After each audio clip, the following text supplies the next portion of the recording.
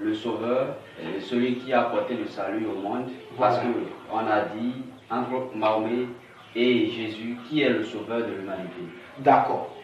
Donc, vu que Mohammed est disqualifié de sauver toute l'humanité, Dieu, parce que le seul sauveur, on a dit que c'est Dieu. Et pour que quelqu'un soit Dieu, il faut qu'il soit. Et pour que quelqu'un soit sauvé, il faut qu'il soit Dieu. Ouais. D'accord. Donc, Parce que c'est Dieu seul qui sauve. c'est lui seul qui sauve. Ok. Donc, pour cela, nous allons affirmer avec certitude que Jésus-Christ est le sauveur de toute l'humanité. Jésus-Christ est le sauveur de toute l'humanité. Pourquoi? Parce que au chapitre 25 de Jean, au verset 25 du chapitre 5 de Jean, dit ceci. Parce que tous ceux qui sont avant lui, personne ne peut être sauvé. Après lui, personne ne peut être sauvé. Et maintenant, personne ne peut être sauvé sans lui. Et je suis le chemin, la vérité et la vie. Personne ne peut aller au Père sans passer par moi. Et ceux qui étaient morts avant lui. Voilà, c'est ça qu'on veut lire maintenant. Jean chapitre 5, verset 25. Qui dit ceci? Il dit, oui, vraiment, je vous l'assure, l'heure vient, et elle est déjà là, où les morts entendront la voix du Fils de Dieu, et tous ceux qui l'auront entendu vivront. Amen. Amen. Donc tous ceux qui sont morts avant lui, Jésus a la capacité de les sauver dans le séjour des morts. Et voilà pour la raison pour laquelle il a fait les 3 jours dans le séjour des morts. Vous pouvez lire ça là dans 1 Pierre chapitre 3 verset 19 à 20. Donc, il a la capacité de faire entendre les morts, ce qui est impossible à Mohammed. Et seul Dieu peut le faire. Et ici, on a dit le Fils de Dieu. Et ici, c'est lui-même qui a dit qu'il est le Fils de Dieu. Et quand il dit le Fils de l'homme, ça veut dire qu'il est homme. Jésus est homme 100%.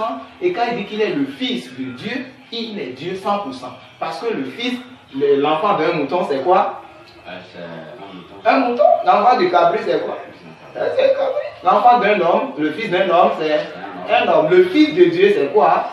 C'est Dieu. C'est le Dieu. Donc, Dieu, quand on dit Dieu, c'est la nature.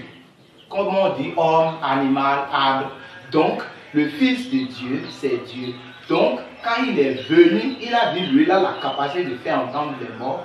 Et pour cela, il est le sauveur. Il a dit ça de sa propre bouche dans Jean chapitre 12, verset 47. Ce n'est pas là seulement, il a dit ça aussi dans Jean chapitre 3, verset 19 aussi. Nous allons lire rapidement pour Jean 12, verset 47, qui dit ceci. 12, 47.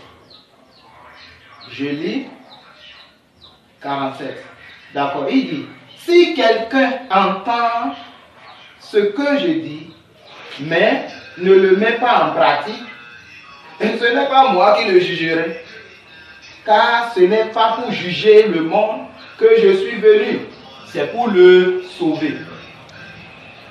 Si nous lisons aussi dans Jean chapitre 3, verset 17, Jean 3 rapidement, verset 17, il dit, en effet, Dieu a envoyé son Fils dans le monde, non pas pour condamner le monde, mais pour qu'il soit sauvé. C'est Jésus-Christ lui-même qui disait à Nicodème, c'est lui qui est en train d'expliquer ça à Nicodème, que Dieu l'a envoyé, lui, son Fils, pour qu'il sauve toute l'humanité.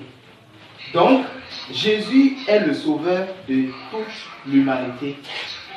Ouais. Est-ce que vous pouvez nous situer dans la Bible où Dieu aussi a certifié que Jésus est son envoyé et que c'est lui le seul sauveur du monde?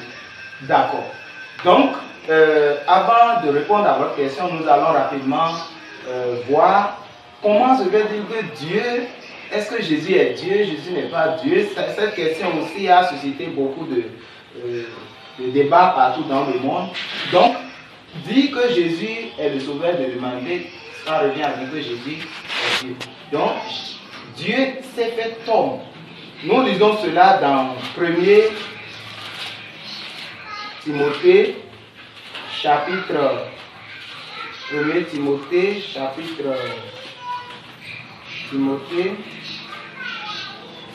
3, verset 16. Il dit, car toute l'écriture est inspirée. C'est ça?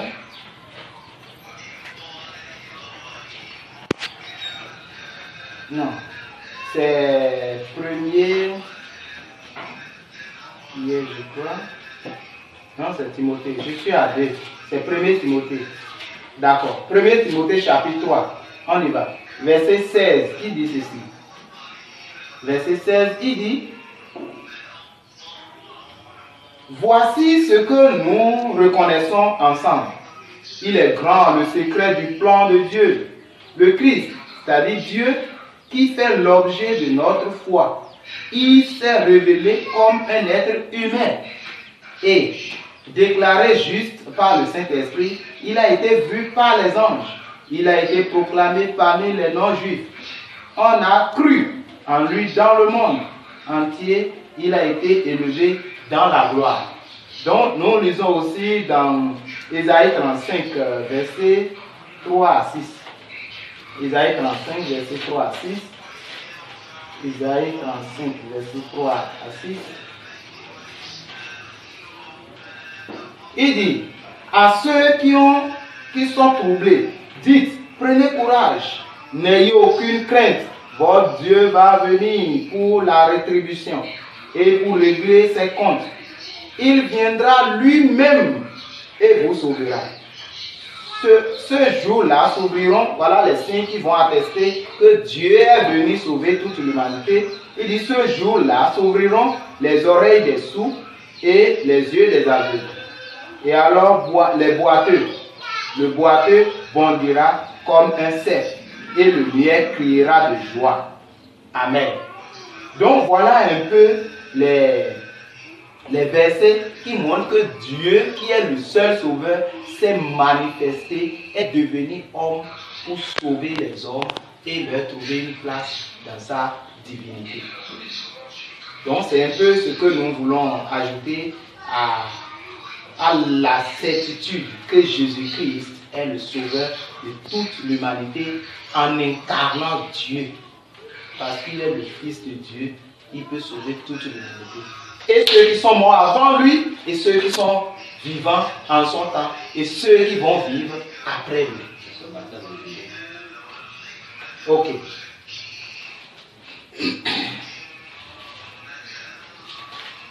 Donc c'est là, il faut, s'il y a des questions, voilà, nous sommes, si vous avez d'autres questions, nous sommes là. Ok.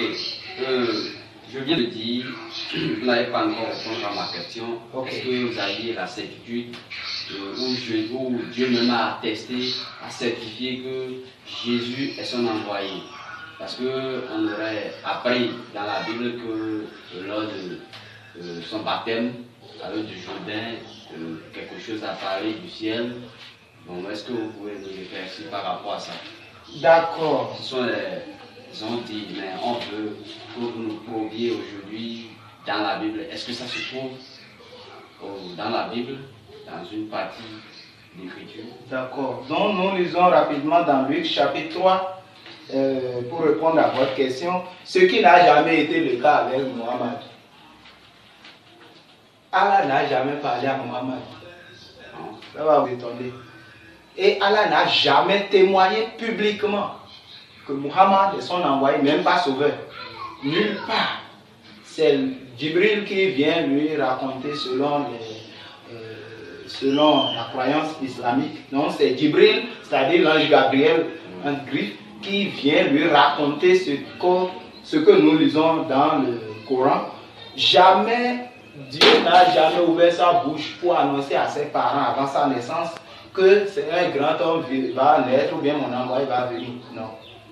Même à son arrivée, Allah n'a jamais confirmé. Nous allons revenir par rapport à ça. Allah n'a jamais confirmé que ce que Muhammad dit là, c'est lui qui dit ça. Et Allah n'a jamais témoigné publiquement que c'est lui qui a envoyé Muhammad, contrairement au cas de Jésus, dans Luc chapitre 3, le verset le verset, au verset 21 qui dit ceci, tout le peuple accourait vers Jean pour se faire baptiser. Jésus fut aussi baptisé.